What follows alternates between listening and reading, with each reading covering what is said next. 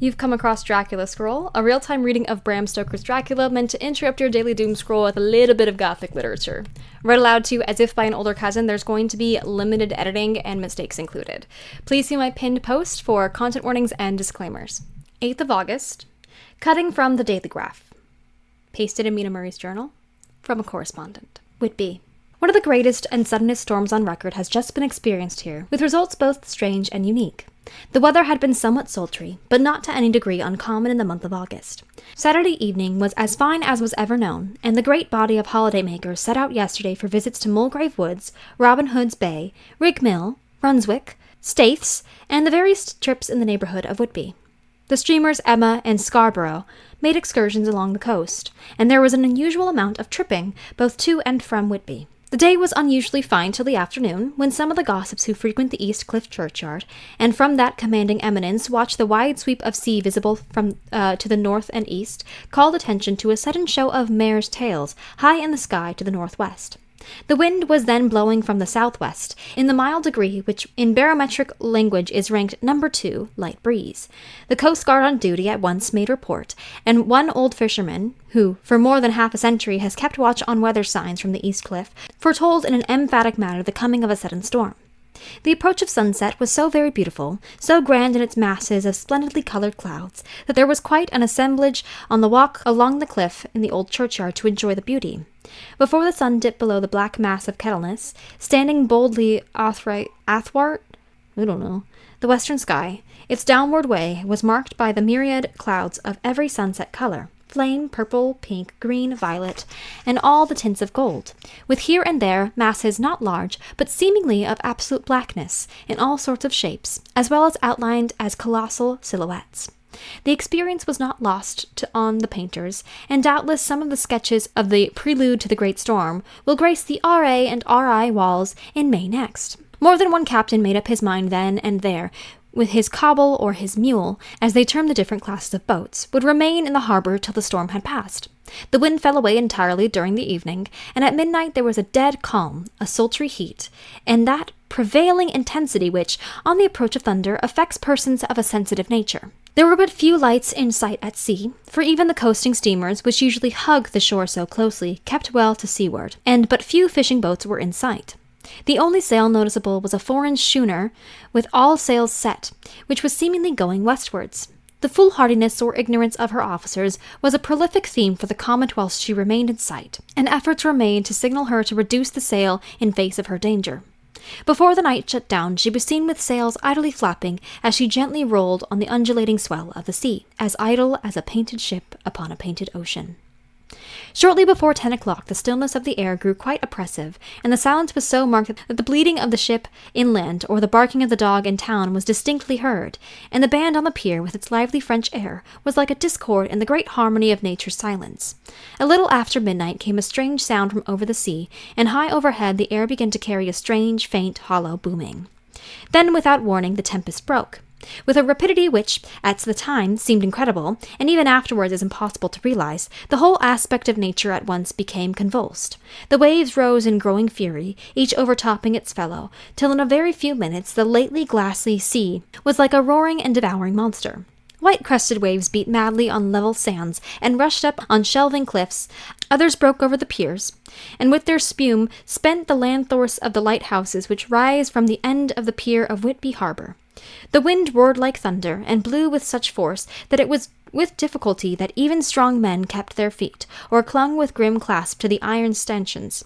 It was found necessary to clear the entire pier from massive onlookers, or else the fatalities of the night would have been increased many-fold. To add to the difficulties and dangers of the time, masses of sea fog came drifting inland.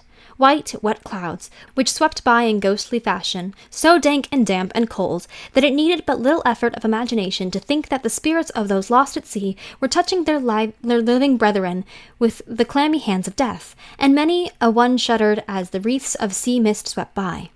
At times the mist cleared, and the sea for some distance could be seen in the glare of lightning, which now came thick and fast, followed by such peals of thunder that the whole sky overhead seemed trembling under the shock of the footsteps of the storm.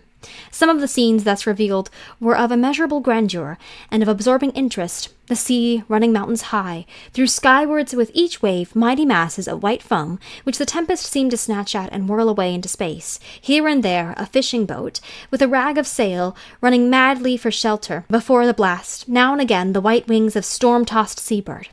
On the summit of the east cliff, the new searchlight was ready for experiment, but had not yet been tried. The officers in charge of it got it into working order, and in the pauses of the inrushing mist, swept with it the surface of the sea. Once or twice its service was most effective, as when a fishing boat, with gunwale under water, rushed into the harbour, able, by the guidance of the sheltering light, to avoid the danger of dashing against the piers. As each boat achieved the safety of the port, there was a shout of joy from the masses of people on the shore, a shout which for a moment seemed to cleave the gale, and was then swept away in its rush.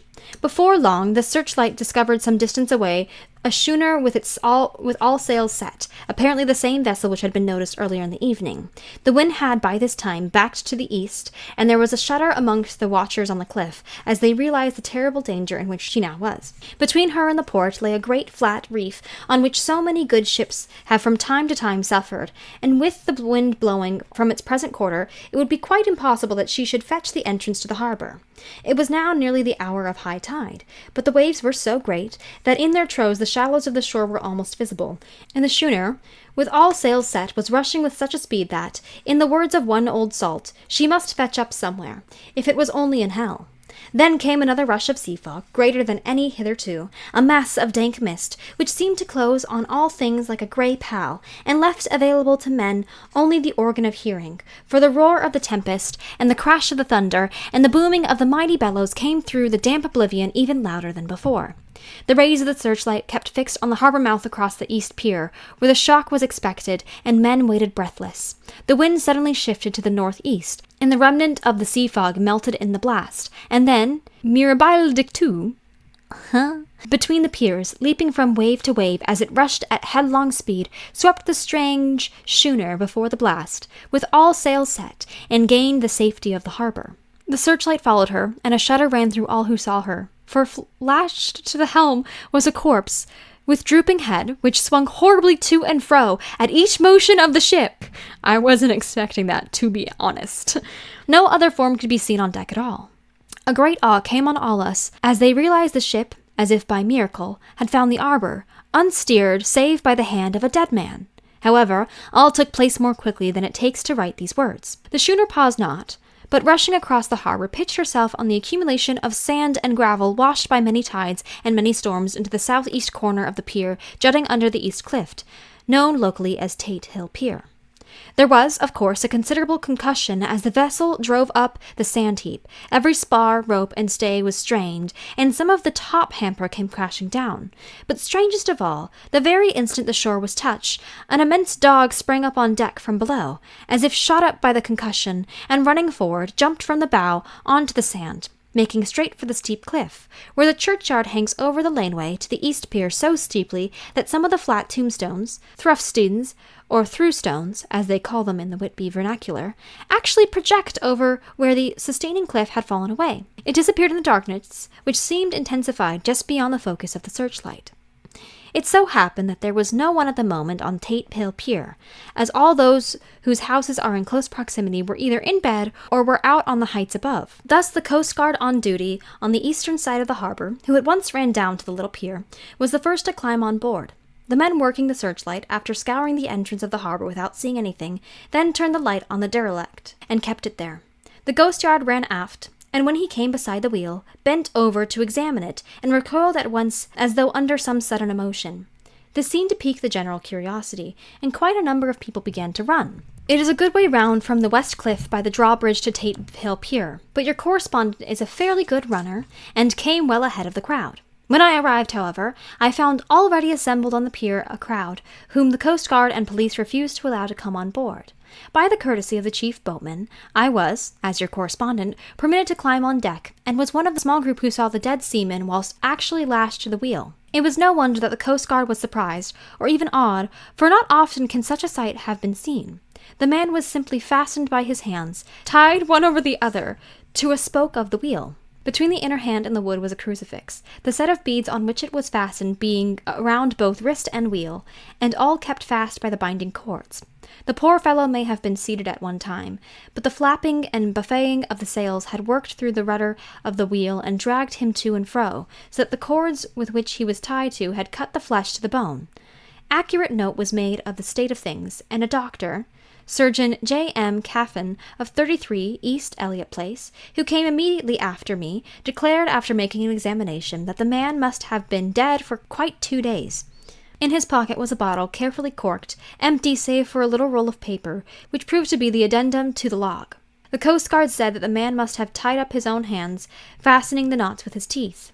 The fact that the Coast Guard was the first on board may save some complications. Later on, in the Admiralty Court, for the Coast Guards cannot claim the salvage which is the right of the first civilian entering on a derelict. Already, however, the legal tongues are wagging, and one young law student is loudly asserting that the rights of the owner are already completely sacrificed, his property being held in contravention of the statutes of Mortmain, since the tiller, as embellumship, if not proof, of delegated possession, is held in a dead hand. None of that made sense, but I hope it made sense to you. It is needless to say that the dead steersman has been reverently removed from the place where he held his honorable watch and ward till death, a steadfastness as noble as that of a young Casabianca, and placed in the mortuary to await inquest. Already the sudden storm is passing, and its fierceness is abating. The crowds are scattering homewards, and the sky is beginning to redden over the Yorkshire wolds. I shall send, in time for your next issue, further details of the derelict ship which found her way so miraculously into harbour in the storm. This is also 8th of August, but we are back to Mina Murray's journal. Lucy was very restless all night, and I too could not sleep. The storm was fearful, and as it boomed loudly among the chimney-pots, it made me shudder. When a sharp puff came, it seemed to be like a distant gun. Strangely enough, Lucy did not wake, but she got up twice and dressed herself. Fortunately, each time I awoke in time, and managed to undress her, saucy, without waking her, less saucy, and got her back to bed. It is a strange thing, this sleepwalking, for as soon as her will is thwarted in any physical way, her intention, if there be any, disappears, and she yields herself almost exactly to the routine of her life. Early in the morning we both got up and went down to the harbour to see if anything had happened in the night. There were very few people about, and though the sun was bright and the air clear and fresh, the big, grim-looking waves, that seemed dark themselves because of the foam that topped them like snow, forced themselves in through the narrow mouth of the harbour, like a bullying man going through a crowd. Somehow I felt glad that Jonathan was not on the sea last night, but on land. But oh, is he on land or sea? Where is he and how? I am getting fearfully anxious about him. If only I knew what to do, and could do anything.